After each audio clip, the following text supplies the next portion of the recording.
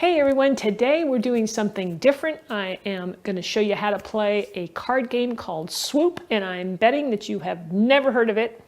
And if you have, let me know down in the comments because I searched the internet and couldn't find a single thing about it. Anyway, I'm showing you this card game today because I just learned how to play and I really enjoyed it, and I think it's a great way to get together with some family and friends and just spend some time having some fun. And of course you're going to need some food to go with that, and of course I've got you covered with lots of appetizers and dessert recipes on my channel that you can use. This is a fun card game, pretty easy to play, just a few rules and things, but once you see it, you'll get it. It's pretty simple. I'm actually going to show you, explain it to you a little bit and then actually deal out some cards so you can actually see how it works in action. Let's get started and go over those instructions, and I'll show you how to play the game. So the object of the game is to go out by getting rid of all of your cards. Now, all of the cards are worth a certain number of points, and so if you have cards left in your hand when someone goes out, those points are going to count against you. So what we tend to do is we like to play, we'll say, well, we'll play to 500 points. And then, whoever gets there first ends the game, and then the low score wins the game. Now, we're going to need 3 decks of cards, including the jokers. You want to keep those in there. Now, you'll notice here that I have 3 decks, and they're of different colors. That just makes it easier for me at the end of the game when we want to put the cards away. It's easier to sort them by color instead of having to go through and, match up all the suits. So, if you have that, it works great, but you can play with, 3 decks of cards that are all the same color if that's all you have. Now, here's how the scoring works. Aces are worth 1 point. Face cards are worth 10 points, and then all the other cards are, the value that they are. Okay, so a 9 is worth 9 points, etc. Now the 10s and the jokers are worth 50 points, and they're also called swoop cards, and we'll explain that a little bit more a little bit later. So along with your 3 decks of cards, you'll also want to have a piece of paper, and somebody will be the scorekeeper. And so what we'll do is we'll take our 3 decks of cards, and we're going to just mix them all together. And what we do is we just throw them on the table, and everybody helps to kind of mix them up like this. Okay? And we want to keep them all face down.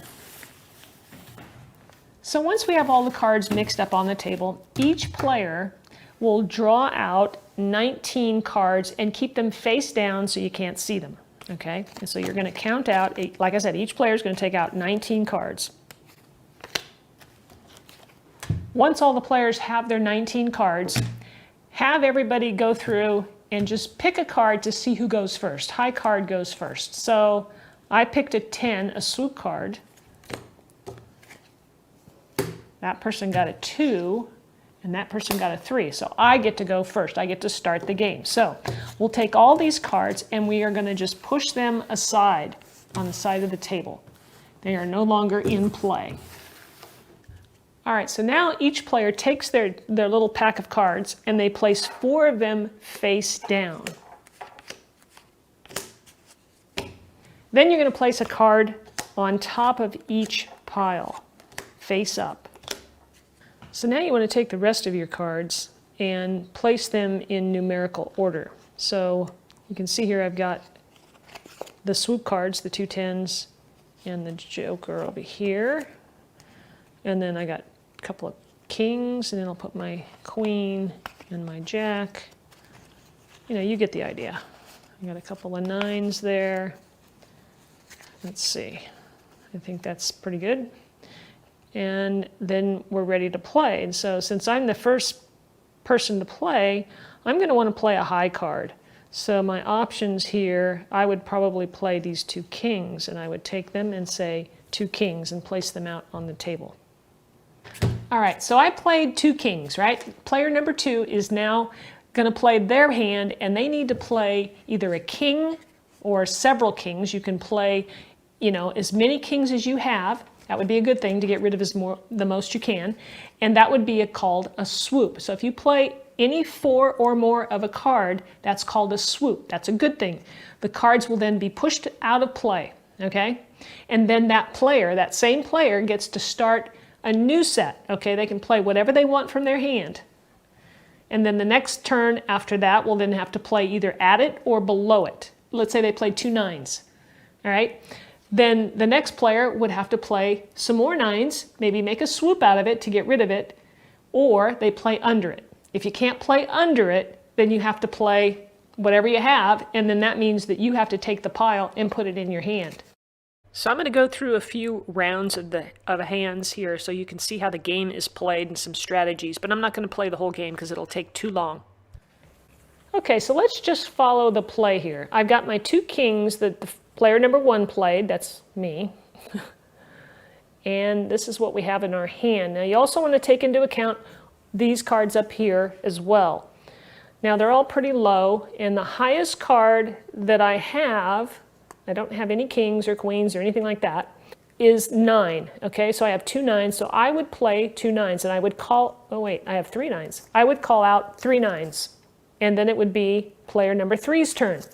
So let's go over there. Now let's look at player number 3's hand. I've already got them all lined up here. Ooh. Okay, so you can see here that player number 3 has a bunch of kings and queens, right? But we can't play those because we have to play under the 9s. Now, if we had 1 9, that would be great because then we could call that a swoop because then there would be 4 9s and we could swoop it away and then start over. But we don't have that. So we simply here, in this case, well, you could play your swoop card, the 10 right here. You could play that. That's an option. But I think I would hang on to it for a while. There's some strategy here. I would probably go with my next highest card. You see the 5 here, and you see the 5 down here. So that's 2 5s, so I would play 2 5s. Now let's look at player number 1's cards. All right, so what's played last was 2 5s. I only have 1 5 here, so that's an option. I also have a lot of swoop cards. I've got 3 swoop cards in my hand, and I've got 1 up here. You don't want to get stuck with those. If somebody else goes out, then you're stuck with, these are worth 50 points each. So that's not a good thing. But we're still early in the game. So what to do, what to do? I might play, I think in this case, I'm going to just, just for the heck of it, I'm going to play my swoop card, but I'm going to play this swoop card so that I can start working on these piles. So I'm going to play this swoop card just to show you. I play swoop and the cards go away. They are no longer in play. You just say swoop and they're gone. Now, since I swooped it, now I get to play a card. Okay, so what would I play? I could play this because these are unknowns. And if you get stuck with these, sometimes that can be not a good thing. So just for the heck of it, I'm going to play it. It's an 8. Now, if I have any other 8s in my hand, I can add that to it and say 2 8s or 3 8s, but I don't. So I'm going to play 1 8. Here is player 2's hand, and he has 1 8. So I'm going to play that. And I'll say 2 8s because now there's 2 8s up there. Now, player number 3 is going to look for some 8s to see if maybe they can swoop it. If he has 2 8s, then he could swoop it. What do you think player 3 is going to do here? We've got 2 8s up there. We have 1 swoop card here. We have 1 card that we could play, but it wouldn't be a good time to play it because you don't know if it's higher than an 8, then you have to take the 8s. So that's a gamble. So I would play under the 8, and I would take the 4s. And look, I can play 3. I can get rid of 3 4s. So that's what you call out, 3 4s. Now it goes back to player 1. So player 1 has 3 4s facing him. So he has to play another 4 or more, or he has to play under it or play a swoop card. I think that what I'll do on this particular occasion is I'm going to play 1 2. And the reason for that is I have a lot of swoop cards yet, and I want to hang on to them because everybody has a lot of cards, and I just want to expose some of those cards that are hidden. Here's player 2's options. He's got 1 2 facing him, so I would play 2 more 2s. That's 3 2s. So with 3 2s facing player 3, his best option is to play his 1 2, which will make 4 2s, right, up here, and that is a swoop. So now he gets rid of all those cards to the discard pile. They're out of play, and now he can play whatever he wants. Now, I would get rid of the 2 kings.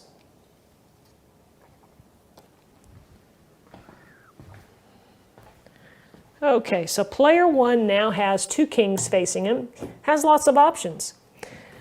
Now, you could play this card here, not knowing what it is, because chances are, well, it's going to be like a freebie, right? Because you're going to play under it no matter what, or equal to it. So I think that's the best move in this case.